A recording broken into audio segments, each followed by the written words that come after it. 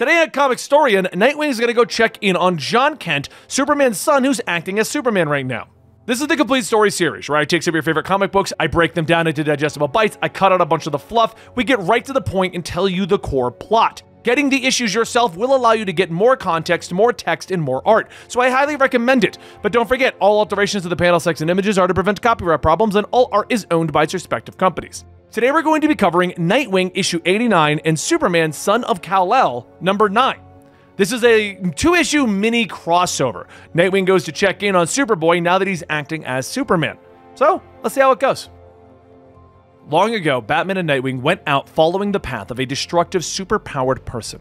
They followed him to a cave, and Batman says to be cautious. They don't know. At that moment, 2 laser beams shoot out, nearly cutting the 2 of them, and they pull back with Batman asking, "What happened?"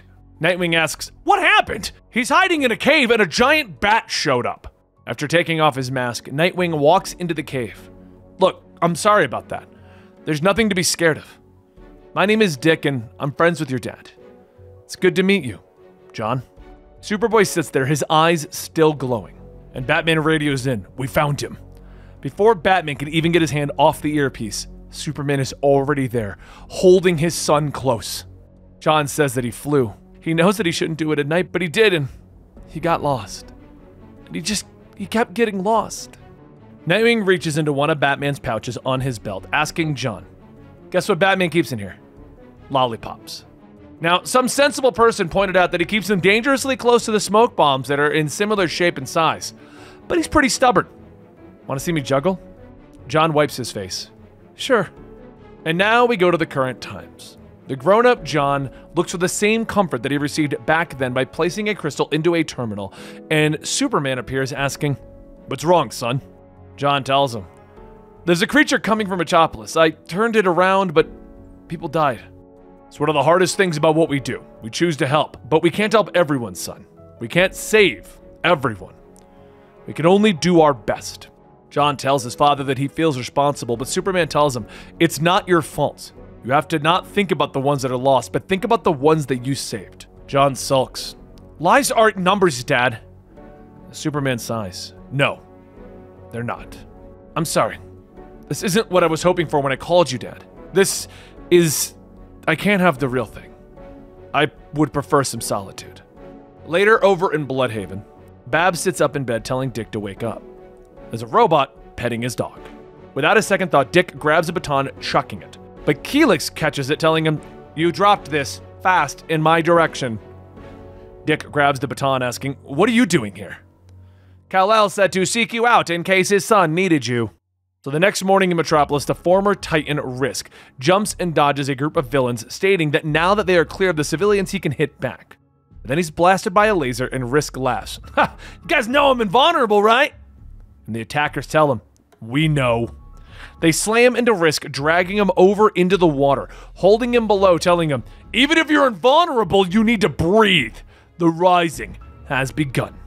So later aboard the floating headquarters of the Truth, Dick goes to meet with the Truth's leader, Gossamer, who's actually Superman's boyfriend, Jake Nakamura, in disguise, with Superman pretending to be Gossamer's assistant, and he's really bad at hiding himself in a mask.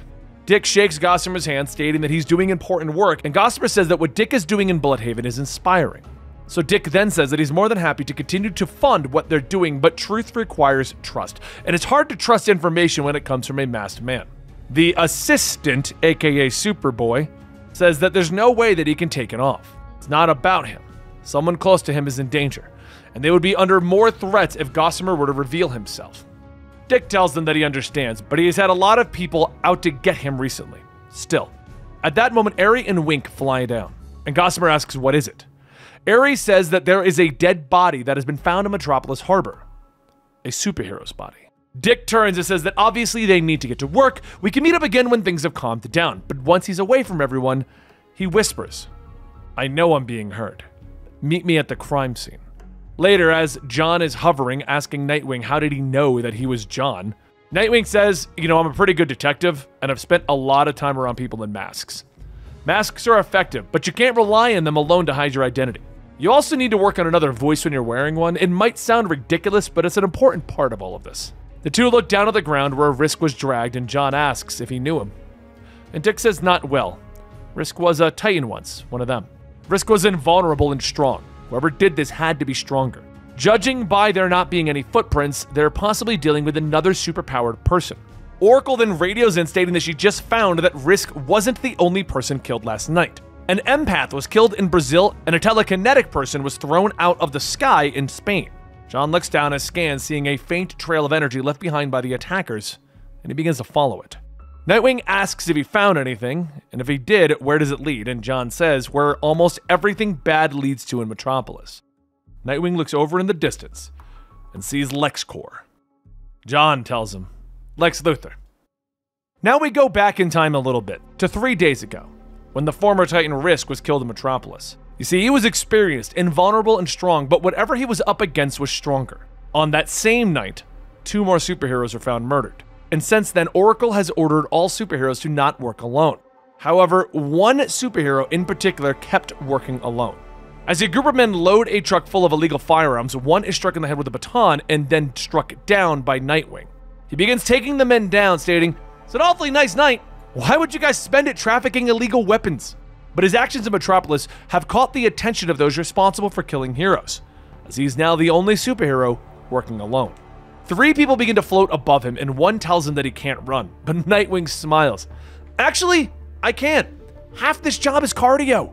Nightwing then fires his grappling hook up onto a nearby building to get eye level with the foes, but the first one tells him, "You can't escape. The Rising is here." Nightwing asks, "Is that what you're calling it? Aren't you guys being a little overconfident just blurting it out there like that?" The man grabs Nightwing by the neck, throwing him off of the building, but as they watch them plummet, he seems oddly comfortable, and then they see someone flying up towards them. John Kent rockets up, punching the villain's back, telling the group, "I would like to ask you a few questions." Meanwhile, on Gamora, the one known as President Bendix watches the situation, asking why Superman is there. He's supposed to be out of the country. One of the men says that they watched him fly away. He shouldn't be here. And John tells them, "Sure, but the world is round. I just kept flying and ended up back here. Nightwing thought you were spying on him." The man asks, "Well, shouldn't you be saving Nightwing?" And John tosses the baton over the ledge. Nah, Nightwing doesn't need saving. Over the ledge, Nightwing gracefully falls as he activates the glider in his suit, catching the baton and using it to grab onto the building and fling himself back up onto the roof, with everyone asking, what did I miss?" As all 3 of the villains attack John, to no success, John says, "You all seem pretty angry." Energy then shoots by Nightwing's head as he tilts his head to avoid it. And he says, "I don't feel like I'm pulling my weight in this team up." And John laughs at him. "Haha, being bait is an integral part of our team up. But feel free to join in." The first man then attempts to headbutt John, and as he breaks his own nose, he tells the others to retreat. Nightwing asks the question, "Who headbutts Superman?" The other 2 end up flying back towards the LexCorp building, and as John scans it, he notices a massive, complex tunnel system beneath the building. As John asks, how does Luthor even get contractors for a job like that, Nightwing then asks, "Why don't we ask that guy? He tried to headbutt Superman. Clearly he's not the brightest." So back at Gamora, Bendix yells to the operators to terminate him, activate speech control, and start the countdown, maximum blast. Suddenly the man's tone changes, and Bendix tells John through the man's voice that John is not Superman. He is a child in his father's clothing. And while looking back at the man who's now being controlled by this mystery Bendix person, John sees a small implant beeping. The man suddenly reverts back to himself, asking, "Superman?" And before John could do anything, his head explodes. John stares for a moment, and Nightwing steps out from behind him, asking if he's okay. After seeing John's defeated face, Nightwing reaches out, and he hugs him. Later that night at John's house, Nightwing walks into John's room, stating that it was a rough night. He isn't going to tell him what he doesn't want to hear, but he's been in that same headspace before. There's no point in telling him to stop feeling guilty, but he will sit here and drink tea with him, so he doesn't have to be alone. Or he could juggle for him again, like that day in the cave. John laughs and says that was effective when he was 9, but does he think that his dad would have found a way to save him? Would the real Superman have saved that man from the explosive? Nightwing says that he had to step into Bruce's shoes before. He's been Batman. He knows how hard it is to be the replacement hero. John asks if he felt like he belonged, though, like he earned the title of Batman. Nightwing laughs. Hell no. Turns out, I do have a superpower though. It's called Enhanced Imposter Syndrome. The trick is working out that you're not going to be the hero that you worship. You have to be your own. John hangs his head. You were my hero. Always thought you would swoop in and save me when I was lost or scared. As John goes on explaining his prison on Earth 3, the one where he aged, there's a sudden shout of his name and Nightwing jumps into action, grabbing the first thing to attack with, a stuffed mammoth plush. Stepping out of the wall asking, Dick Grayson? And Nightwing says, yes? Lois asks what is the matter, and John tells her that everything's okay, and Nightwing asks, is it? A guy walked through your wall, John! Lois kicks in the door with an overly sized energy gun, yelling, what's going on? Everyone stares at each other for a moment, and John says that it's okay. Jay, tell them who you are. Jay looks at Nightwing and says that he's the editor of The Truth. And Nightwing stops. Seriously? Jay taps on his tablet, stating that someone exploded in John's arms. Gamora released satellite footage claiming that the man was a hero, and that John was the one who killed him. Nightwing asks Lois if she's ready to stomp some lies, and she tells him of course. So Nightwing tells John that he doesn't need to worry about this, they've got his back. And remember, you're not alone anymore, John. Now here's where the funny part comes in, because the next issue of Superman, as far as I know, doesn't feature Nightwing, or maybe he'll be there with a small cameo. But the crossover is complete. Nightwing came over, they teamed up, they figured out some stuff, and now Nightwing's going back to his book. Don't forget to like, subscribe, and hit that notification bell, and let me know in the comments down below if you want more Superman or you want more Nightwing. Pick one of them. I'll see you guys next time right here.